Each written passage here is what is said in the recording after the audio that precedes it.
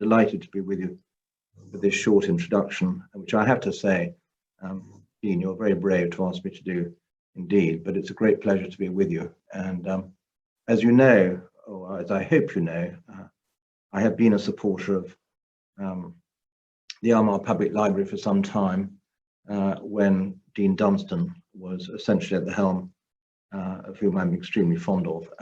And I think that the library itself is not only a magnificent building, but it has some incredible treasures inside. So I am always amazed, actually, frankly, when I come to the library, because it is such a fabulous place, as is Armagh, of course, generally, and being the pearl of Northern Ireland cities, as I call it. I have to just mention that in 2008, March 2008, when the Queen came to the Maundy service, we had the pleasure and the honour of hosting Her Majesty at the library for lunch. And the Queen was rather fascinated when I sat next to her. She was asking about the library and asking about the books. But more than anything, she commented on its atmosphere. And I have to say that I completely reiterate that the atmosphere of the library is, I think, very special. And it was interesting that the Queen felt similarly. And on a lighter note, I have to say that at the end of lunch, instead of going down the main staircase, which she ascended, she shot off down the back staircase, because she was rather amused to see how the catering was done. And this poor girl came up with steaming hot coffee round the corner to bump into the Queen steaming down. But it was an amusing moment in the library's history, I think. Turning to Cooley and Caledon, my home, Caledon Castle. Dean, you asked me to comment on any unique features in the house. And I think, put simply, Cooley's work at Caledon could best be described as creating a perfect Georgian cube. And that is before Nash came and put his additions on. The original house was built in 1779, as you know, and it was a two-story building. And I have to say that the drawings and plans that I have of the original house, I almost prefer it to the house as it exists now. I love the house, but the purity of Cooley's work with that Georgian cube, the two-story, was, I think, rather special. I think I'm very reticent to blow my own trumpet about the house, because it's not really my style. But I suppose if I had to point to a interesting feature of the house, it would be the oval drawing room, with its Regency interior, gilded friezes, and classic figures and mouldings. Added to which, I think the drapery and pelmets are rather attractive too. But that's I'm afraid that's I'm going to get shot down in flames for mentioning that, because it's sort of considered under soft furnishings as opposed to strict architectural matters. I think the flying staircase in the house is also rather special. It's made of Portland stone, and it is absolutely classic Georgian flying staircase, and it's I have to say I'm very fond of it. We have other features such as the library. I don't know, Dean, if I got the opportunity to show you the library when we were home, but maybe I have the pleasure of asking you back again. You can come and see it. I think that's quite special. I think the old entrance hall, which is now the salon, is very special, with its Cagliari columns. So there are lots of bits and pieces in the house, really, without boring you all to tears about Caledon, that are really quite special. And I'm blessed to have it, although I have to say it's rather like a small child. It needs a lot of looking after. So I've taken up far too much of your time. I'm sorry, Robert, for my introduction. I've probably gone over time, and I'm going to get a rocket from the Dean later in the week, but I hope that's been of some use to you. Thank you very much. That really has helped to set the context for this evening. and we're going to hand over now then to Dr. Neill to look really at provide an overview of Thomas Cooley's architectural career, and also to link with some of the original drawings that we actually have within the library itself. Okay, so thank you very much, Robert, and thank you very much, Lord Caledon. And I'm delighted to do this talk on Cooley this evening. Delighted Robert asked me. I've done a lot of work, maybe just a little bit of background. I did a lot of work between 2011 and 2016 or thereabouts, working on the Church of Ireland drawings in the RCB library in Dublin. And the collection there is basically related to the ecclesiastical commissioners, so from perhaps the 1830s onwards. And I was aware, and I've seen them before, well aware of the Cooleys Church drawings in Armagh, which are incredibly important for the insight they give us into later 18th century architecture and church buildings. And in fact, these drawings had been studied in the past by a lady called Erica Lone in the 1980s as part of a thesis, and I believe she catalogued the other Cooley drawings held in the library at that time. So when Robert asked me to talk to you about the Cooley drawings in the Robinson Library, I thought it might be interesting to talk about the other drawings by Cooley also held in the library, the drawings relating to the library building itself, the Royal School, domestic architecture, as well. And near the end, I want to go back to the Cooleys Church drawings volumes. So who was Thomas Cooley? You can't really say much about Thomas Cooley without introducing a building quite a distance away from Armagh in Dublin, which is the Royal Exchange here. This is a view by Moulton, a colorized view. This is I think it's probably a more detailed view that I found more recently. And of course, Cooley won the competition to build the Royal Exchange in Dublin in 1769. So what do we know about Thomas Cooley? Well, a lot of the work was done by both Edward McParland and Ruth Thorpe, and Ruth Thorpe in particular looking at Cooley's early career. He was London born between 1741 or 42, and he died quite young in 1784. He obviously was a gifted individual, and proof of this is that he entered competitions held by the Royal Society for the encouragement of arts, manufacture and commerce, which basically by entering these competitions you proved your competence as a draftsman, and you would also be noticed as an architect.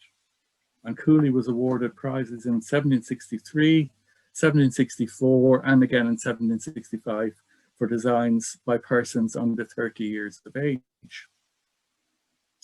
So it appears he was well trained by the time he reached the offices of Robert Milne, who was an Anglo-Scottish architect who was based in London. And I beg your pardon, Cooley was employed as a clerk rather than an apprentice. So in other words, he was already well qualified and was useful to Milne.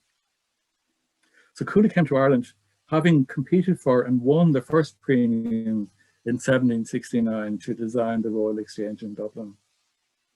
And the second premium went to James Gandon, a pupil of Sir William Chambers. Both men were to settle in Ireland, and between them they were to have a profound impact on the development of neoclassical taste here. So this is the Royal Exchange. I'm not going to look at this building in particular because I want to get on to Armagh as quickly as possible. But as I'm sure as many of you know, from very early on, Cooley was there was suspicion that Milne had in some way influenced the merchants in Dublin to have Cooley selected as architect.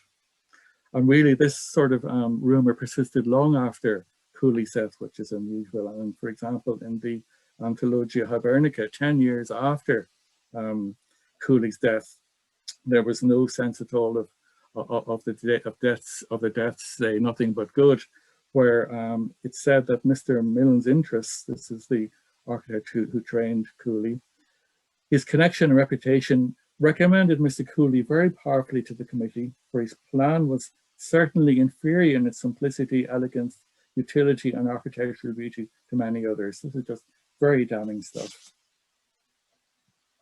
And just two quick views of the interior, just to show how wonderful the Royal Exchange is.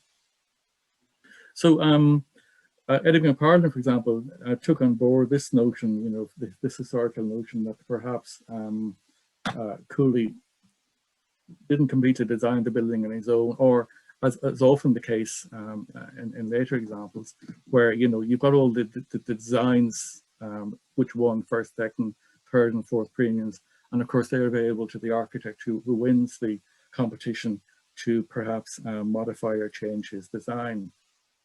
So Gandon suggested that what you have in the Royal Exchange is you have influences from William Chambers, from Simon Vieferl, from James Gandon, and perhaps also from Robert Milne, and that they contributed variously to the existing building. But he says, Cooley, however, was the architect in charge of each stage of the evolution of the evolving design. And though he used the ideas of others, the credit for their successful application and synthesis is his. And that's a very important. And these are just, I'm putting these views up in the as I talk, as you can see how wonderful the building is. The other, of course, we're very fortunate as well, is that we know quite a bit more about Cooley than maybe just this building. We also have the Caledon drawings, or the Caledon notebook of the Cooley drawings, of Cooley's drawings. I'm going to skip that. That's just a view from across the river of the Royal Exchange.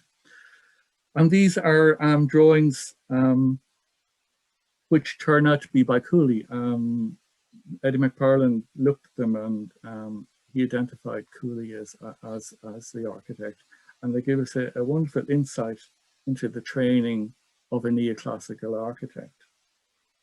And so while Cooley is not known to have travelled beyond England and Ireland, in these notebooks there is evidence of his knowledge of exciting Franco-Roman design from Milne, who had spent 5 years in Rome, of the influence and the ideas of Sir William Chambers, and of course, being a Londoner, Cooley would have been very aware of the buildings of Sir Christopher Wren, which surrounded him as he grew up.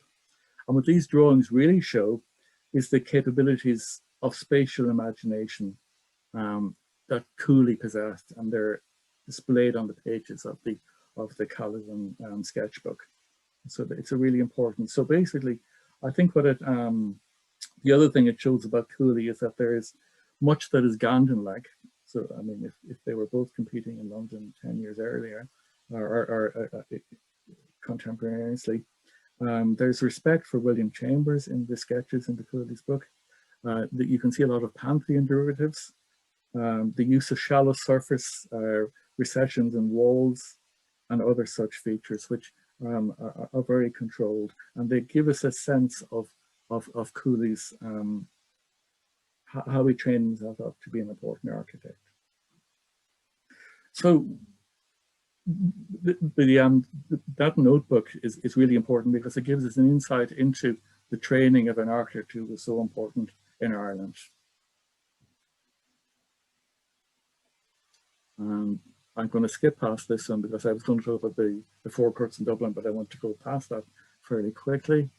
And I want to go on to talk about one of Cooley's great one of his great champions, and one of his the person employed him importantly in Armagh. And this is a portrait of Richard Robinson, Archbishop of Armagh. His dates are 1708 to 1794. He was appointed to the well-endowed but neglected see of Armagh in 1765. He had been Bishop of Killala, Loughlin and Ferns, and Bishop of Kildare. And this portrait is him as Bishop of Kildare. And when he was Bishop of Kildare, he also held the deanery of Christ Church in Caledon. That was the arrangement in the 18th century.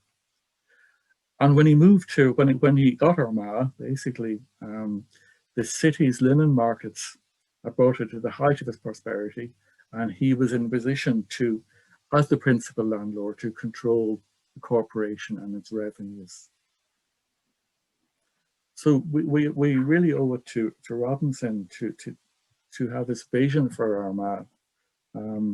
He oversaw an ambitious programme for the improvement of the City of Armagh. Among the building works for which he was responsible were extensive repairs to the cathedral, the construction of the Archiepiscopal Palace in 1770, to which he added a chapel in 1781, several houses for the Vicar's Choral, and 4 new churches in the diocese. He subsequently endowed a new public library in Armagh, which is hosting this event tonight. He founded a school, a county jail, a public infirmary, and an observatory, and so on. And we, of course, we know quite a lot about, or we should say, Robinson was praised early on. By visitors like Arthur Young, who was really impressed by what Robinson was trying to do in Armagh. And there's a book published there 1 or 2 years ago by an historian called Kevin Whelan, who basically said, argued that that Robinson was the template that the Church of Ireland bishops should have used more often in the 18th century, that others weren't as generous with their endowments or with controlling the towns or cities with which they were in charge, and that possibly so much more could have been done in the 18th century in Ireland if you had people with the vision of people like Richard Robinson. So here we are eventually coming to looking at the library, which is one of the buildings, of course, that that Robinson sponsored, and that Thomas Cooley was employed as his architect from 1770. And there's also, of course, there's all this notion that perhaps Robinson, by snapping up somebody as talented as Cooley as early as this in his career, that he has sometimes been accused of sort of gradually stifling the creativity of such a brilliant architect, or as Evan McParland put it somewhere, he sort of said that perhaps Robinson fed fat commissions to Cooley to end up with rather dull buildings, which I think is a bit unfair. Rather, I think it's fair to say that it was always unlikely that commissions outside Dublin would offer the opportunity for the brilliance displayed in the Royal Exchange in Dublin. And it is likely that Cooley's work in the capital was limited by the demands of his official position as Inspector of Public Buildings from 1774 until his death 10 years later. And I think the phrase that I hope to use again is, what you find in Cooley's drawings is a complete, uncompromising refinement of detail. This is the stamp of Cooley's work. So if we look at it from Cooley's point of view, Cooley's contribution to making Armagh one of the most appealing Georgian towns in Ulster is assured. His earliest recorded work there is the library, opened in 1771 and later greatly extended. Okay. In 1776 to 1778, he completed the houses on Vicar's Hill, the barracks from 1773, and the jail in 1780, the Royal School in 1774. So what I want to do now is to start looking at some of this work that he did in Armagh, for which the drawings exist in the Robinson Library in Armagh.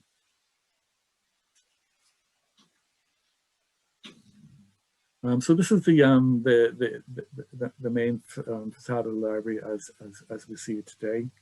And if you keep this in your mind's eye, I want to move on to the first drawing we have. And this is a Cooley drawing of Armagh Library. And you can see it is it's an narrower building than exists. It's a 3-bay, 2-story building with some very fine detail.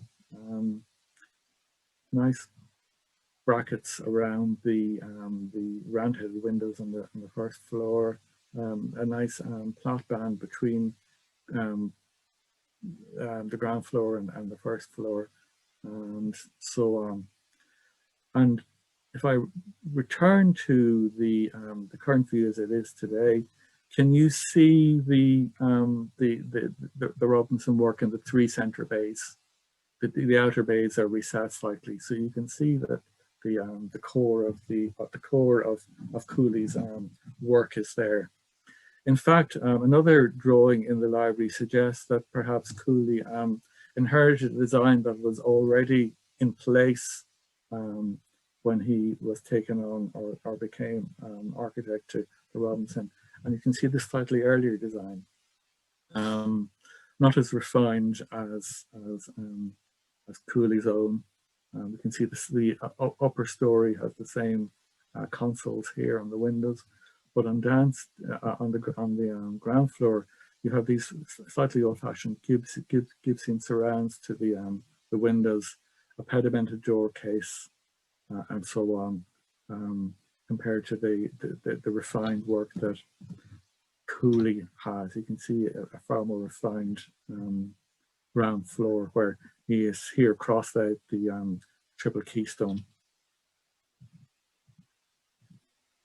And here is another drawing signed by Cooley. I think it's signed by Cooley, certainly his handwriting, showing a level of sophistication that he was going to introduce to the windows, which I think was only partially, if ever, actually executed.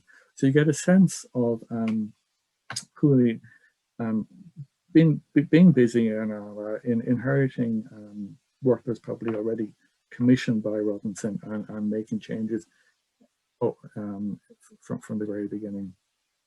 This is a ground plan of the interior of the library as it was. Basically, the library was shared with the keeper of the library, and the stairs at the back of the entrance hall, sorry, I beg your pardon, led you to the library, which was on the first floor overlooking the front as we saw. So this is the library, the three-bay library.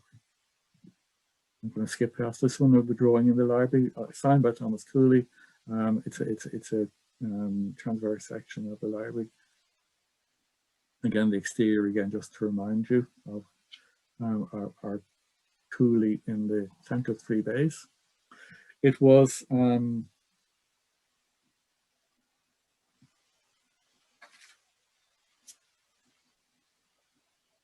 so basically the later changes were made by Robert Law Montserrat in 1845.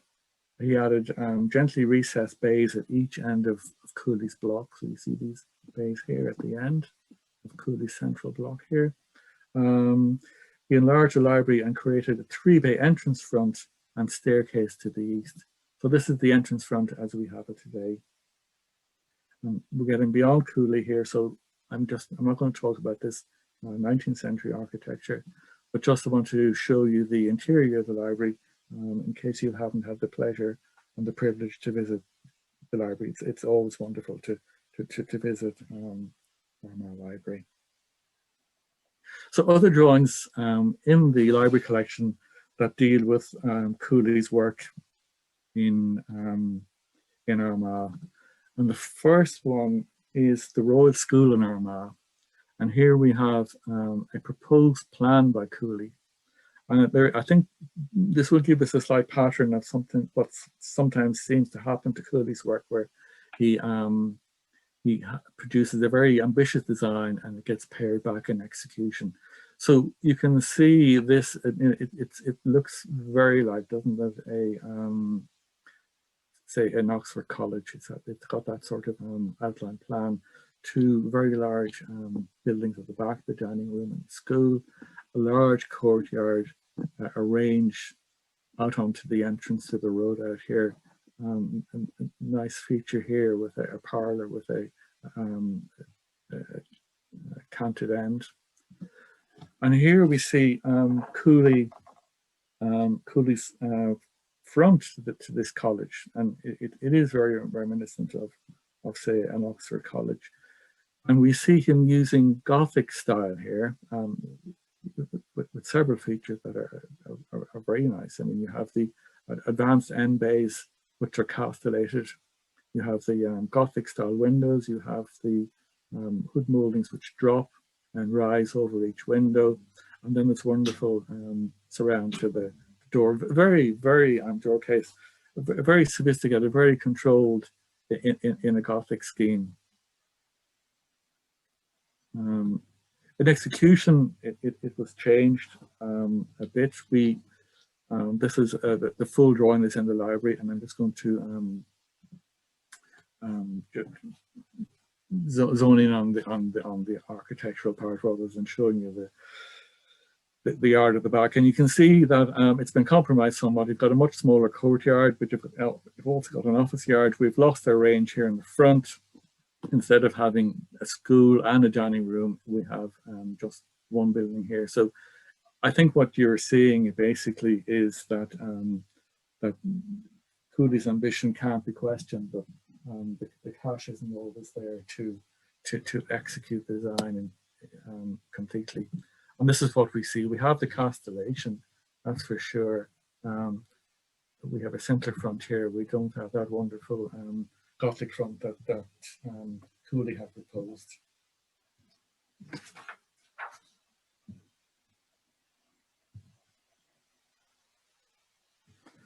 A domestic scheme by Cooley also held in the library is very interesting. You can see blocks of houses. The plan is a basement plan, so you're basically looking at the level here.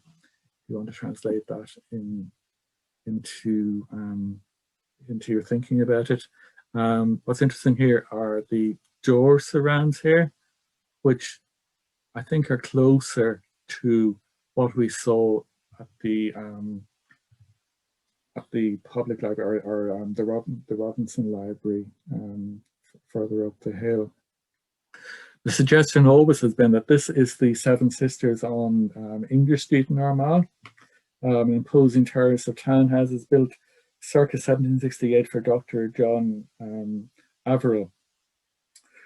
And they've always been attributed to George Ensor. I'm just wondering, perhaps maybe again a bit, perhaps like the library, maybe Cooley got a chance to perhaps slightly tweak the style, but it gives us some sense of Cooley's domestic architecture. Very controlled, very nice features done in conglomerate rubble.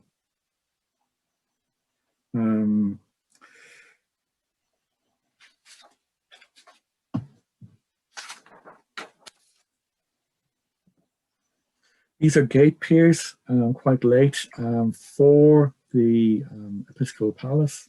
And of course, they were more recently moved nearer to the cathedral. Again, you see this wonderful, sophisticated design by Cooley. And here we have them as they were executed. The other, Lord Caledon talked about the fact that Cooley had designed Caledon Castle, and I found this view, sorry, beg your pardon, this is, before I get there, this is a design for a mausoleum, possibly for a rugby house. It's certainly not identified.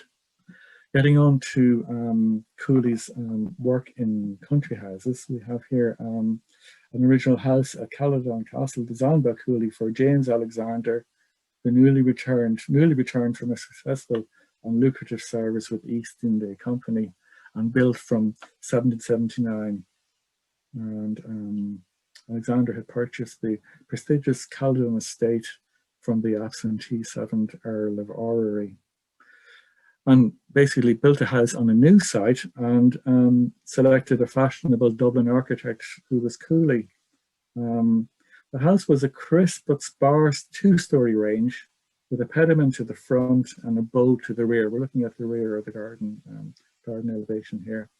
A perfect expression of the restrained neoclassical taste of the later 18th century. Cooley also designed a stable block at Caledon.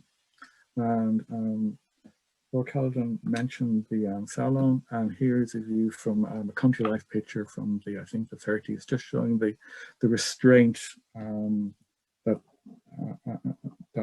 Cooley was capable of. It's rather wonderful.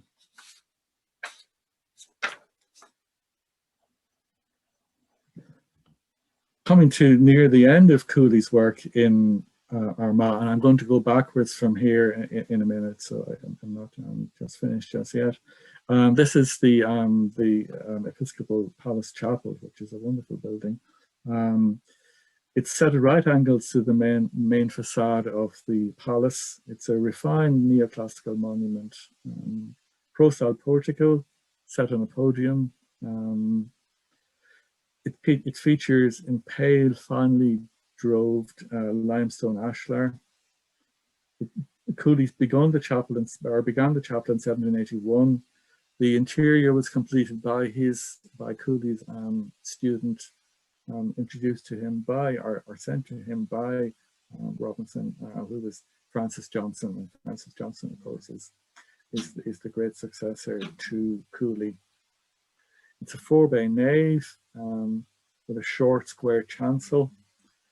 So the outside is all Cooley. The interior is refined a bit and updated by Francis Johnson after Cooley's death. I think the wainscoting here and the pilasters would all be Cooley's design. The frieze here and the ceiling is a little bit later and more sophisticated, and by Johnson. And here's a view of the West End, and you see this very sophisticated coffering in the ceiling, and you know, a move on from Cooley. The reason I wanted to show you what happened, I suppose, after Cooley is it gives us a better idea then when we look at what Cooley did in terms of church design. So the first thing I want to show you is going back to Dublin for a second. This is Cooley's drawing for the Archbishop's throne in St. Patrick's in Dublin, dating from 1775. And it just shows how sophisticated Cooley's Gothic detailing was. You have this perpendicular paneling here.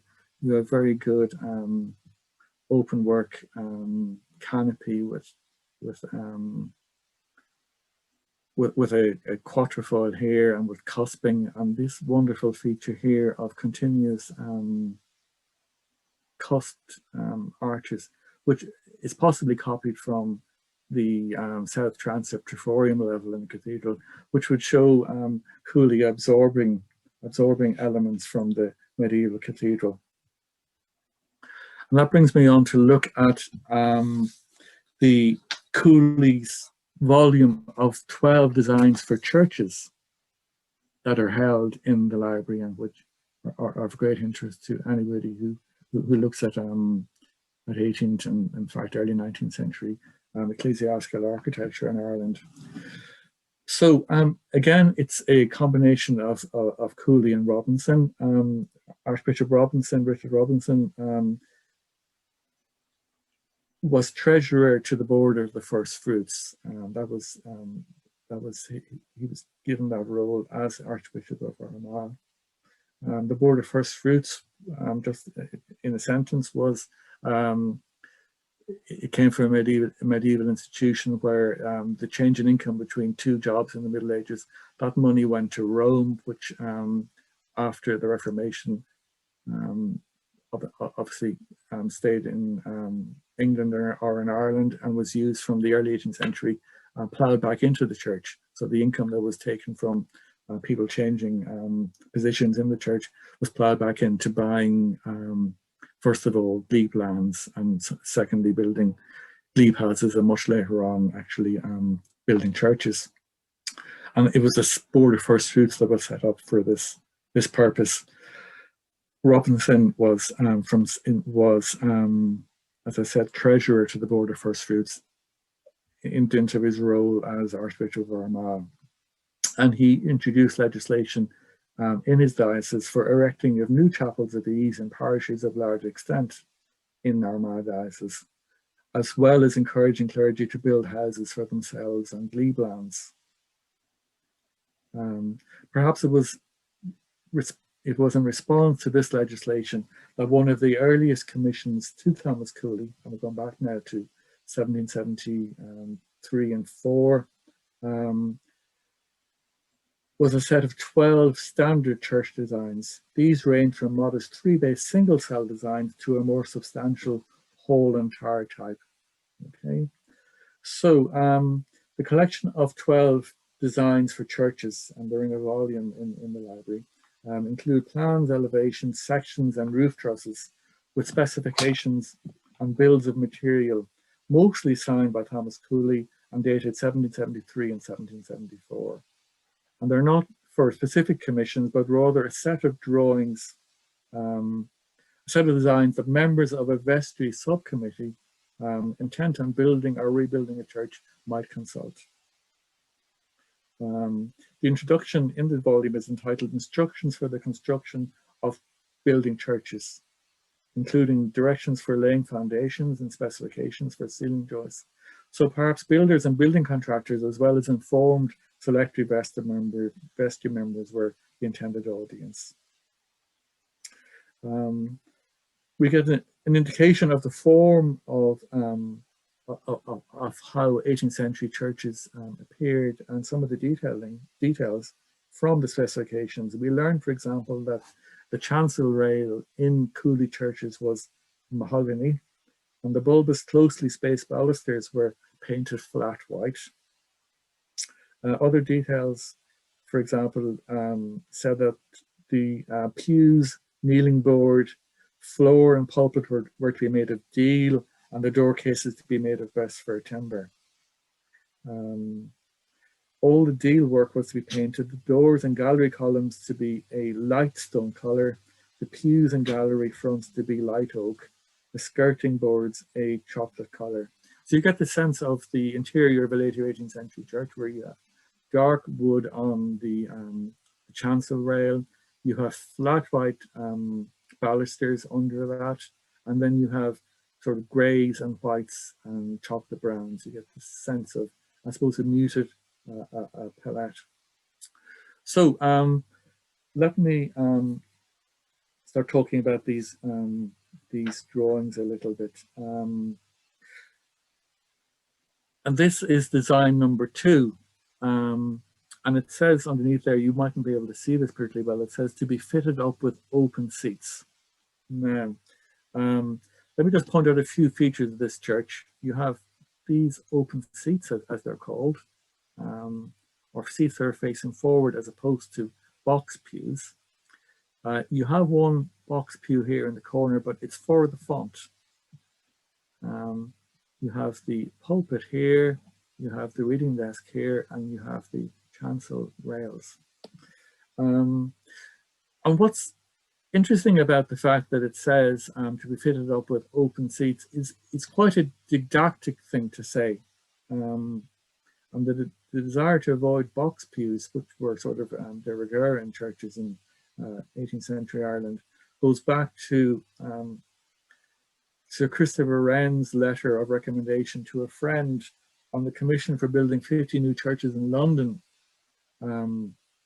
back at the beginning of the 18th century. And he said, a church should not be so filled with pews that the poor may have room to stand and sit in the alleys, for to them the gospel is equally preached. It were to be wished that there were no pews but benches. In other words, what they're advocating here. But there is no stemming the tide of profit and the advantage of pew keepers, which is a little bit unfair because, of course, we use pew rents to pay for the maintenance of churches. In fact, the rules for the 50 new churches set down by the commissioners in July 1712 in London were equally explicit, stating that the pews be single and of equal height, so low that every person in them may be seen either kneeling or sitting, and so contrived that all persons may stand or kneel towards the communion table. So what's interesting about what Robinson and Cooley are doing here, sort of 60s, 60 years later, if not more, is that they are also trying to reinculcate this notion of using open pews. The other features of this design number 2, you can see this transverse section here. You can see the pulpit, and it's got a tester over to enhance the sound, and over on the other side you've got the reader's desk. On the exterior you have a small porch, and this is the view from the south. Porch, Belcott. Cooley is using white tracery windows, which is sort of a style he either learned in England or it's well used in medieval Irish architecture. And here you have a transverse section showing the simplicity of these open seats. As I said, there were 12 designs. I have no intention of bringing you through all 12, but there are 2 others I want to show you before I go and look at a few examples. This is design number 7, which is a classical design. Can you see the right-hand side of the, or you can't tell if you can see the right-hand side of that drawing or not, but here we have a classical church. You can see a Tuscan porch here, the interior looking west, a transverse view looking west. And here again, we have the open pews for the most part. We have pews in the corner here, which I think were probably for communicants who would come up and sit in these seats for the that part of the service. We have a triple-decker pulpit here, reader's desk and clerk seat. And back here again, we have one box pew with the font in it, another box pew here, possibly for the clergyman and his family. This is what it looks like in the exterior, and here's your triple-decker pulpit depicted on the interior on the longitudinal elevation. The final one I want to show you is design number 9, which essentially is, I suppose, in many ways the quintessential border first fruits church that we see in the we often see in the landscape, where you have a west tower of 2 or 3 levels or courses, and then a self-contained church inside, where these stairs suggest that there is a gallery over the west end. Our seats as normal, a triple-decker pulpit facing west, and the chancel rail here, and again seating in here either for the poor or perhaps for communicants for that part of the service. On the exterior, we have a 3-stage tower. Central stage has an oculus. You can see square-headed windows here. You've got clasping buttresses with little gablets. It's castellated at the top with pinnacles at the corners.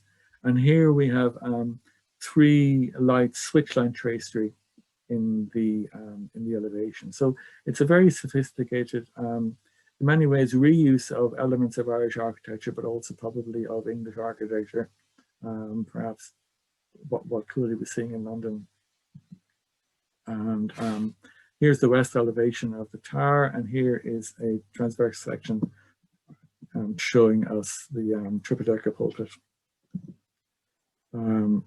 Here I've just combined all Cooleys Towers together just to give you a sense of the different ones that that he designed. There is a good argument that he an argument made by Eric Alone, who I mentioned earlier, that in some sense he probably copied at least part of his tower design from the west front of St. Patrick's in Dublin, where he was involved early on trying to rescue it from a lot of damaged water ingress. So turning from Cooley's drawings themselves, are there buildings in the environment or in Armagh first of all, and then beyond that fit in with Cooley's designs? And I think there are. We've got Lisnadill, County Armagh, quite near to the city, built in 1772. is effectively a transposition into stone of Cooleys design number 9, the one we're looking at there. Do you remember I was showing you the little oculus there in the middle course? I mean, this is basically Cooleys design writ large. Again, you see the windows with the switchline tracery. So it is basically Cooleys design transcribed into a building. And here's the interior. The east gable is not fenestrated, which is often a feature of Cooleys churches, and in which case you can put this large rear doss, if that's that might be the technical word for it, where you've got the Decalogue, you've got the Lord's Prayer, and you have I believe on the column over there. Here we have the pulpit. It's lost the tester at some stage, but here you can see because Robinson paid for this church, he could insist that it used open seating rather than box pews. I'll show you box pews in a minute. I'm sure you're well aware of what they are. Again, west typical Cooley design on the gallery front and this conjoin arches. This is Salter's Grange, another showing the west front. Again, directly transposed from Cooleys, one of Cooleys' drawings. Just to give some sense of why Cooleys drawings are so important, these are drawings for Ardbraccan Church in County Meath by Daniel Beaufort, who was rector of Navan and also of Cullen in County Louth. These are Beaufort's drawings, which were sewn into the vestry book. But in fact, when we look at the church, as it turns out, is actually a Cooley design, and you can see how sophisticated it is with the Tuscan West Porch, with this Tuscan West Porch with very nice quoins, just a very, very well built building. The design in the design number 10 actually had a bellcot on the west gable above the pediment, but in the case of Ardbraccan had a medieval church. The tower had survived, and what Cooley did instead was he put a spire on the medieval tower rather than putting a bellcot on the west gable. This is Killalong in County Westmeath, which is another one of the typical border first fruit churches, which I argue goes straight back to Cooley's designs. I won't go into any detail there, we're running out of time. This is the drawings for Ballymakenny, County Louth, which are very close to the designs that Cooley designed for Kells in County Meath. And what's interesting about Kells in County Meath is we actually have the Vestry Minute books, which describes the process of rebuilding the medieval church in Kells. And much of the design process is recorded in the Vestry Minute book. These drawings for the new church were approved by the vestry on the 3rd of July 1778, and these were retained by the church wardens, allowing them to be inspected by parishioners and potential contractors. The Earl of Bective and the Corporation of Kells had first choice in choosing pew locations, followed by the Archdeacon. The parishioners were actively involved in the design process. On the 25th of May 1779, the assembled parishioners, quote, upon mature deliberation, on the advice of the builder Richard Charles, opted for the arrangement of an entrance porch to the new church and that a spire be erected on the medieval tower retained from the T-plan church. This superseded Cooley's design of a western entrance tower and steeple to the new church. So the sense I'm trying to give you there is that, you know, the Cooley design would be presented or chosen by church wardens perhaps, but it wasn't a fait accompli. It wasn't something like, I don't know, Bungalow Bliss in the 20th century where you got a set of designs and you built it. There was a far more active part on the part of the select vestry. And this is the exterior of Ballymackenny Church. I'm going to show you the interior, which has a triple-decker pulpit. I'm sure you're familiar with what they look like, but here's one surviving in Ballymackenny. The pulpit here with the tester to enhance sound. The reader's desk here, where most of the service is taken, and then there was a seat here for the clerk who answered the responses in the 18th century church. Here are box pews. What I want to argue basically is that whereas we know of, we can identify quite a number of churches by Cooley, including attributions. For example, Kevin Mulligan, who did the book on the Buildings of Ireland book on including Armagh. He includes Camelot, Lisnaville and Grange, Newtown, Hamilton, Keady as churches built by Cooley or Cooley designs. Others by Cooley that we have signed drawings for include Newtown Barry, County Wexford, Kells, County Meath, Barnstown, County Louth, and Ballymackenny, County Louth, which is this one here. And what I want to just very briefly say at the end is that having looked at the Cooley drawings and these really important church drawings for the later 18th century Church of Ireland, what I came across more recently was a booklet of orders by the trustees and commissioners of the Board of First Fruits. And one of the orders was dated 21st of May, 1795. This is 20 years after Cooley's drawings, which stated that the books containing Mr. Cooley's plans of churches and glebe houses be not at any time delivered out of the secretary to any person, but that copies of such plans be made in the house of the secretary when ordered by an archbishop or bishop. So what that is telling us, I think, is that 20 years after Cooley did this book of designs at the behest of Archbishop Robinson, they're still in use. It suggests that they're still in use to the extent that only copies of the originals could be made. Perhaps what we saw at Bracken was the effort of a gifted amateur, Daniel Beaufort, being replaced by one of Cooley's professional drawings with a bill of quantities. We also saw at Kells that the vestry and parishioners could insist on changes to one of Cooley's designs. The likelihood then is that Cooley's responsibility either directly or indirectly for the design of a large number of churches way beyond Armagh. Intriguingly, this order of 1795 also mentions a book of drawings of glebe houses.